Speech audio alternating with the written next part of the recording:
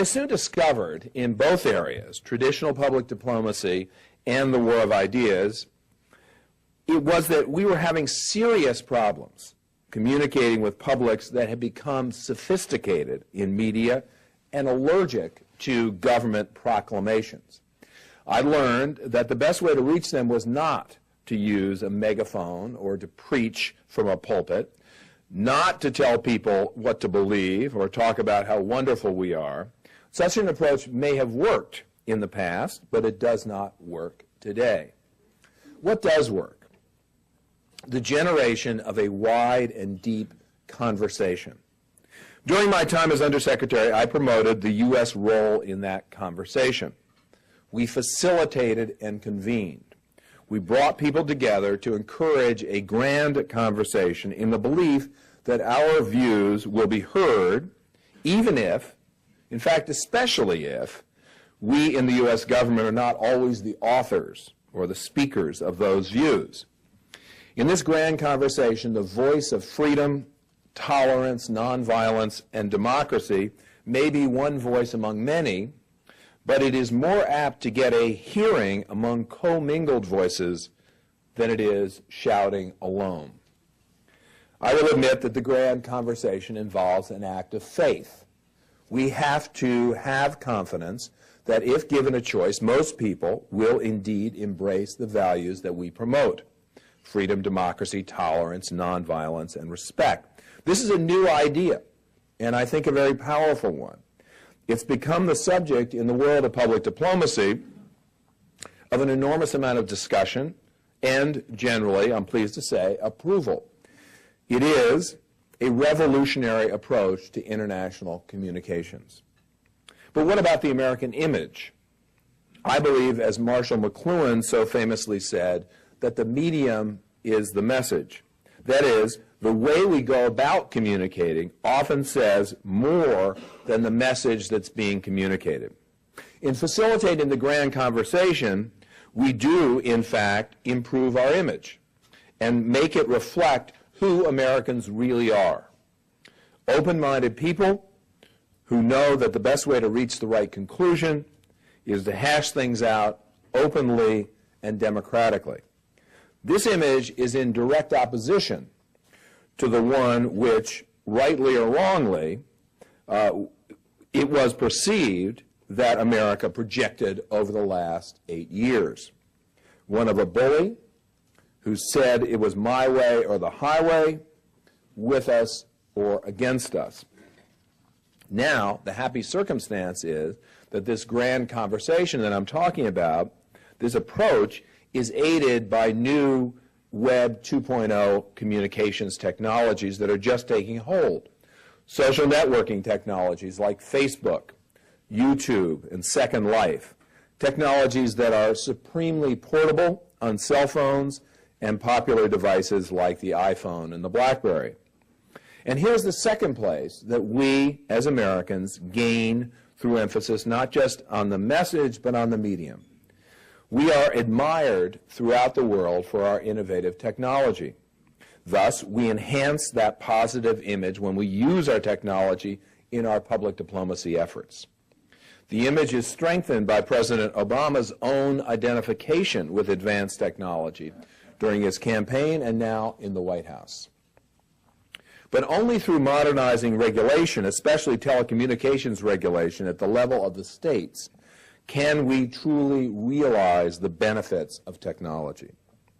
In the past, communications, even on the internet, largely amounted to one person broadcasting to many people, or a few people talking together. And what do I mean by broadcasting? I'm not just talking about TV and radio, but the same configuration.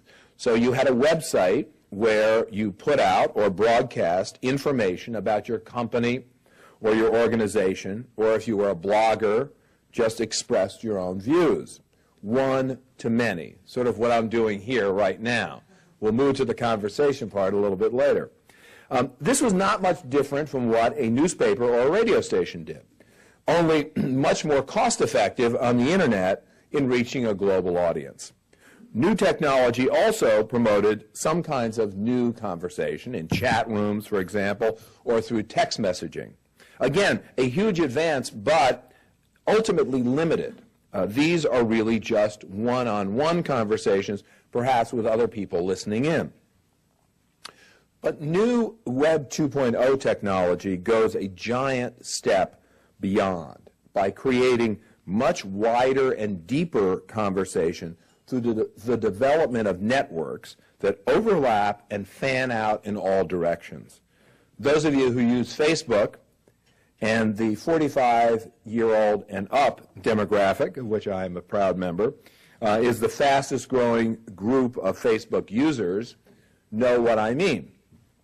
The internet is now creating an interlocking series of conversations, which is the essence of democracy, it's the essence of America, and it's the essence of effective communication. Although effective communication doesn't work unless I take a sip of water. So, right now, both for global security and global economic growth, this new kind of mass communication needs to grow, to explode. What is holding it back? Well, one major factor is the need for regulatory reform in the nation that has been the best source of new technology, the United States, which, as President Obama has pointed out, ranks 15th in the world in broadband penetration. The problem of regulation can't be underestimated. The telephone was invented in 1876. Ohio's statewide telecom regulations were laid out in 1953. A great deal has changed in those 56 years, from 1953 to the present, but there have been only 4 substantive pieces of legislation, of regulatory reform legislation, in Ohio during that period concerning telecom. That's a time that's seen the advent of the internet, mobile phones, multiple methods of getting television signals into the home, and on and on. I'm going to get back to these issues a bit later, but let me give you some examples of the grand conversation that regulatory change will help promote. Remember what I said about the importance of educational exchanges, the traditional part of public diplomacy. The United States spends about 2/3 of its public diplomacy money on such exchanges. But even so, a program like the Fulbright Scholarships brings only 4,000 foreigners a year to the United States. Exchanges expose international audiences to America better than anything else that we do. Over and over, I heard Fulbrighters describe their experiences as life-changing. And J. William Fulbright himself, the late Senator Fulbright, for whom the Fulbright Scholarships are named, promoted these scholarships as a way to promote empathy, of understanding other people, of standing in someone else's shoes. The problem with these exchanges is that they are expensive and resources are limited. Can we encourage more private sector exchanges, figure out how to get better exchanges, get exchange students around the world talking together? I think those are all very good goals. Yes, we can, and we can do it through technology. Just before I left government in January, our office launched the first U.S. government social networking site called Exchanges Connect. You should take a look at the site. There are all sorts of conversations going on. Exchange students and potential students are connecting. There are videos posted on financial aid, as well as on fighting violence. The State Department took a risk in doing this. Government bureaucrats cannot control everything that goes on within a social networking site. So it's risky for government. For instance, the fighting in Gaza recently touched off a major debate on the site, often with the expression of views that do not conform with those of the U.S. government. But the U.S. taxpayers are paying for this site. Is that a good idea? I think so, because this piece of the grand conversation is benefiting Americans. We have facilitated a forum at Exchanges Connect where people learn about educational exchanges and talk about what's on their minds,